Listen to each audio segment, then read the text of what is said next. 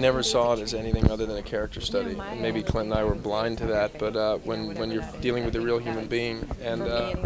all the family around them, that's who we thought about. That's the only thing I ever focused on, was hoping that I was truthful to who Chris was. You know, I think it's a real blessing. I know that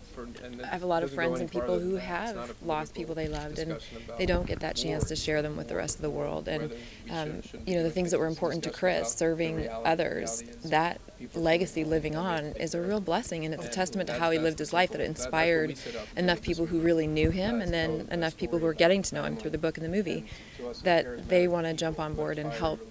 service members too. This very event here, by bringing it to Washington, D.C., by going to Walter Reed Hospital yesterday, by getting it out there and showing it to vets, by going to San Antonio tomorrow to BAMC with Chris's father, and you know, sort of being there on the ground and seeing if the movie can at all awaken or provoke any sort of healing-like feelings towards it. When I hear other people who know me who have seen the movie, they think that Sienna Miller just, you know, nailed it, and military wives are relating to that, and husbands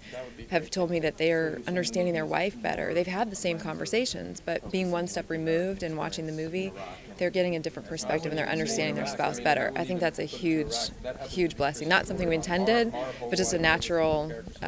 consequence of telling the truth, so it's pretty cool. This particular film, I just think, hits so many of the levels of what the experience is right now for troops and families, and so I just think for these people to be out there and telling the stories just comes with so much weight, and it makes the American public really stand up and listen to what is happening, and I'm hoping that that will bring attention to some of the issues that we're dealing with. I watched movies when I was a kid, and the reason why I became obsessed with them is because they made me feel all the things I wanted to feel, not alone, a part of, healing, purposeful. And as a storyteller and as a collaborator with men like Clint Eastwood and women like Sienna Miller and Taya Kyle and all the other supporting cast, you know, this was a story where, you know, if we at all get it right, perhaps could do some of those things.